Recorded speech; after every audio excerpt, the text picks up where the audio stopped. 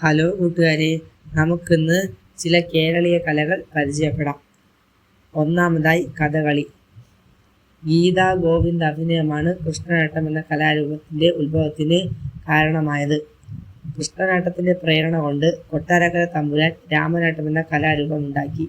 രാമനാട്ടം ക്രമേണ കഥകളിയായി മാറി. കഥകളിയുടെ സാഹിത്യ രൂപമാണ് ആട്ടക്കഥ. അച്ച, കത്തി, കരി, താടി, മിനുക്ക് എന്നിവയാണ് പ്രധാന കഥകളി വേഷങ്ങൾ.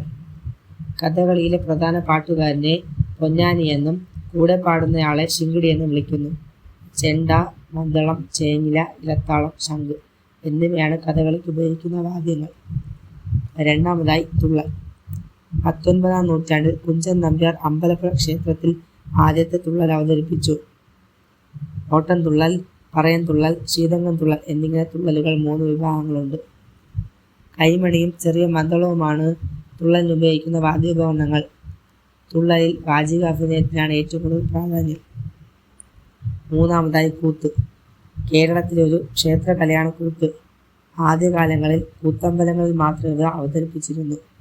മിഴാവ്, ശംഖ്, ഇടയ്ക്ക, കുറുങ്കുഴൽ, താളക്കൂട്ടം എന്നിവയാണ് ചാക്യാർകൂത്തിന് ഉപയോഗിക്കുന്ന വാദ്യങ്ങൾ.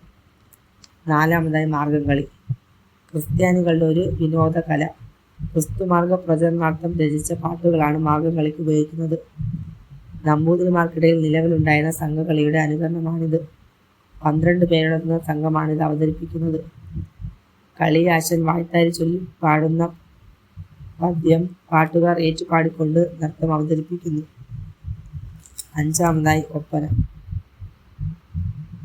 അബ്ബാന എന്ന അറബി വാക്കിൽ നിന്നാണ് ഒപ്പന എന്ന പദം ഉണ്ടായത്. അറബി നാടോടി പാട്ടുകളുടെ താളം ഒപ്പന പാട്ടിനുണ്ട്. ഹാർമോണിയം, തബല, ഗഞ്ചിറ, ഇലത്താളം എന്നിവയുടെ അകമ്പടി ഒപ്പന പാട്ടിനുണ്ടായിരിക്കും. വിവാഹവുമായി ബന്ധപ്പെട്ട വീടുകളിലാണ് ഒപ്പന അരങ്ങേറിയിരുന്നത്. ശൃംഗാര രസം നിറഞ്ഞ പാട്ടുകളാണ് ഒപ്പന പാട്ടുകളിൽ അധികവും. വിവാഹ ജീവിതത്തിലേക്ക് പ്രവേശിക്കുന്നതിന് പെൺകുട്ടിയെ മാനസികമായി സജ്ജമാക്കുക എന്ന ലക്ഷ്യം കൂടി ഒപ്പനയ്ക്കുണ്ട്.